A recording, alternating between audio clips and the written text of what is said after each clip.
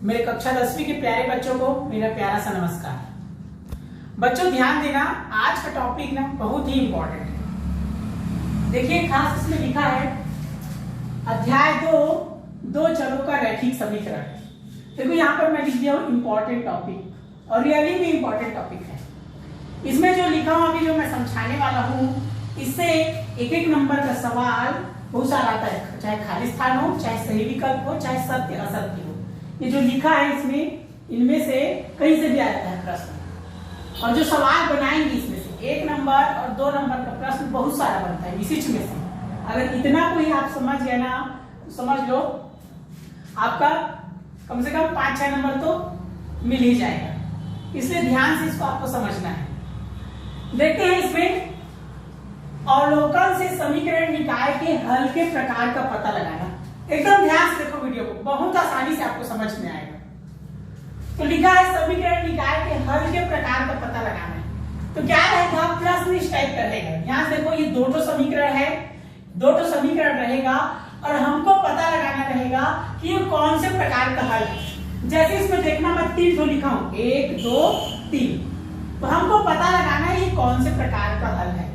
तो इसको देख लीजिए, इसमें जैसे लिखा है प्रमाण समान चरों के अनुपातों में संबंध प्रतिबंध या शर्त। यहाँ लिखा है समीकरण निकाय का हल, जैसे इसमें लिखा है ना समीकरण निकाय के हल के प्रकार का पता लगाना। तो ये पता लगाएंगे और हम देखेंगे कौन सा प्रकार का हल है।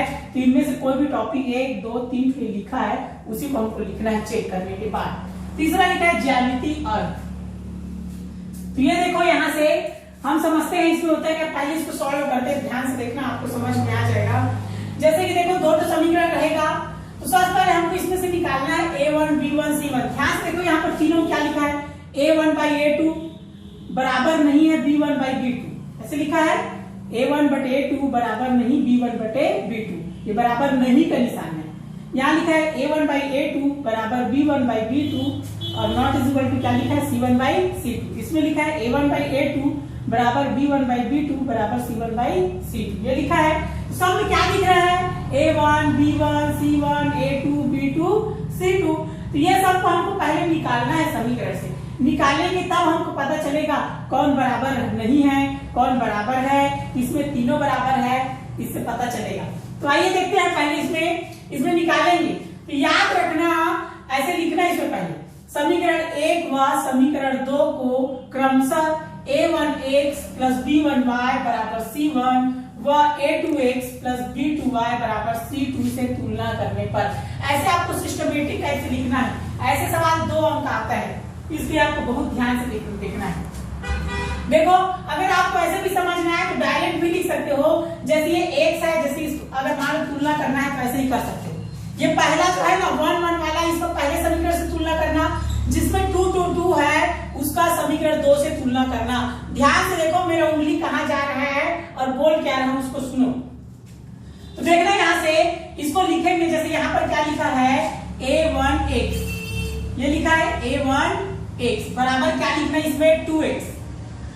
x है तो x से तुलना, y है तो y से तुलना, और जो अचर राशि है उसको c1 से तुलना। तो यहाँ से देखना x और x कट जाएगा, a1 बराबर क्या आ जाएगा 2।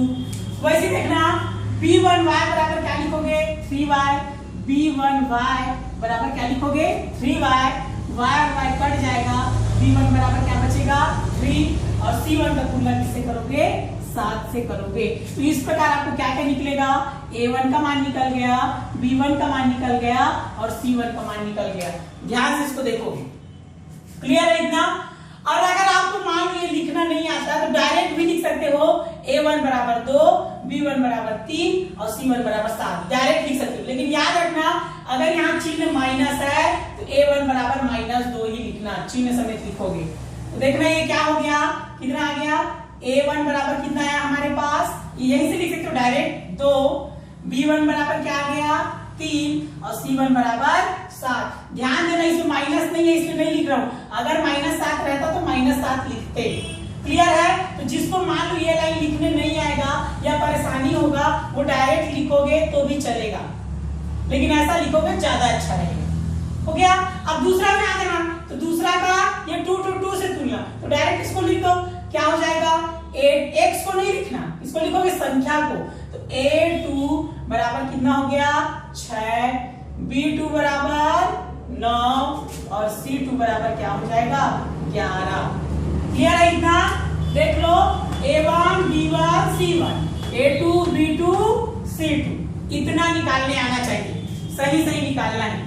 अब देखते हैं यहाँ पर, देखो सब में क्या लिखा है, a1 के नीचे a2, b1 के नीचे b2 और c1 के नीचे c2। तो यहाँ पर आपको लिखना है ऐसे करके, यहाँ लिखना, यहाँ लिखोगे ऐसे a1 बटे a2 करना। अब देखो a1 का मान कितना आया 2, a2 का मान कितना आया 6, कटा 2, 2 एकम 2, 2 तिया 6। फिर लिखना b1 बटे क्या लिखना b2, तो b1 का मान कितना आ गया 3 और b2 का मान कितना आ गया 9। ध्यान से देखो मान को कैसे रख रहा हूं, इसको ठीक से आपको देखना है। तो 3 एकम 3, 3 तिया 9, कट रहा है इससे कटा रहा, नहीं कटेगा तो नहीं कटा रहा। क्लियर है इतना? फिर लिखना c1 बाई c2, तो देखो c1 का मान कितना आ गया 7 और c2 का मान कितना आ गया 11। ध्यान देना इसमें माइनस नहीं है, इसीलिए सभी इसमें क्या है माइनस कहीं पर नहीं लिखा हूं। तो ध्यान से देखो कितना आ गया c1 बाई c2 बराबर कितना आ गया 7 बटे 11। देखो इसमें इस मान को लिखना, इस मान को, इसको और इसको। अब ध्यान से यहाँ पर देखो ये a1 बटे a2 का मान कितना आया 1 बटे 3, b1 बटे b2 का मान कितना आया 1 बटे 3 और c1 बटे c2 का मान क्या आया 7 बटे 11। तो ध्यान से देखो 1 बटे 3, 1 बटे 3 ये दोनों क्या है बराबर है, और तीसरा वाला देखो बराबर नहीं है। तो यहाँ से क्या समझ में आता है, ये देख लो यहाँ पर हमको ये समझ में आ रहा है, देखो यहाँ पर, इसलिए लिखना यहाँ पर देखो a1 बटे a2 बराबर b1 बटे b2 बराबर नहीं है c1 बटे c2। ध्यान से देखना a1 बटे a2 का मान कितना आया 1 बटे 3, ठीक से देख लो 1 बटे 3, b1 बटे b2 का मान कितना आया 1 बटे 3 और c1 बटे c2 का मान कितना आया 7 बटे 11। तो देखो पहला दोनों बराबर है लेकिन तीसरा बराबर नहीं है। क्या है देखो पहला दोनों बराबर है और तीसरा बराबर नहीं है, किसी को लिखे हैं देख लो a1 बटे a2 बराबर b1 बटे b2 बराबर नहीं है c1 बटे c2। अब देखो इसमें ढूंढो तीनों में से कौन सा आएगा, तो देखो इसमें तो c है ही नहीं। इसको देखो a1 बटे a2 बराबर b1 बटे b2 बराबर नहीं c1 बटे c2, और तीसरा तो सब बराबर है। तो कौन सा वाला है हमारा दूसरा वाला। ध्यान से देखो दूसरा वाला है ना, तो इसी को लिखना है। कौन से प्रकार का हल है, ये आ गया, तो इसको लिखना कोई भी हल प्राप्त नहीं होता है। ध्यान दो किसको लिखोगे, कोई भी हल प्राप्त नहीं होता है, इसको आपको लिखना है। तो यहाँ पर लिख लेना है, यहाँ पर इसके नीचे आप लोग लिख लोगे, यहाँ जगह नहीं है तो मैं इधर लिख ले रहा हूं। अतः समीकरण लिखना, समीकरण निकाय का कोई भी हल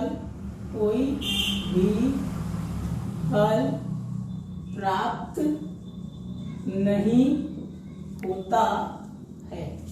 क्लियर है इतना? इतना को अभी समझ लो, बीच वाले को ही लिखना है, इसको बाद में समझना। समीकरण निकाय दो समांतर रेखाएं प्रदर्शित करता है, वो ग्राफ से समझेंगे, उसको बाद में अच्छे समझाऊंगा। उसको ग्राफ में आपको समझ में आएगा दो समांतर रेखा क्या होता है, प्रतिच्छेदी रेखा क्या होता है और समपाती रेखा क्या होता है।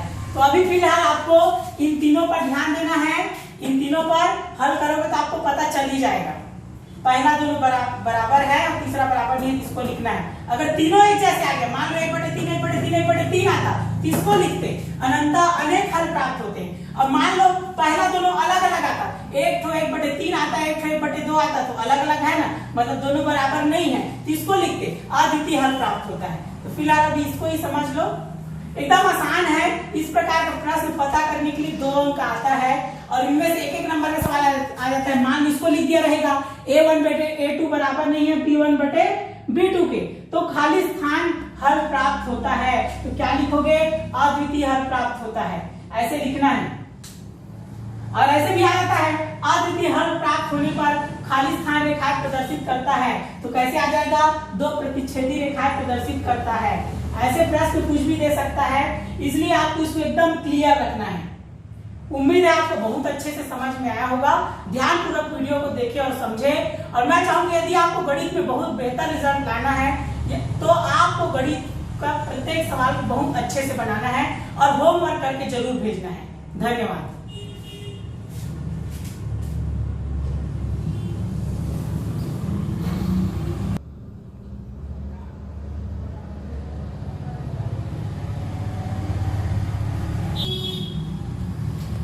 देखिए आप लोग के लिए गृह कार्य है, ये करके देखेगा है, किताब से है पेज नंबर 59।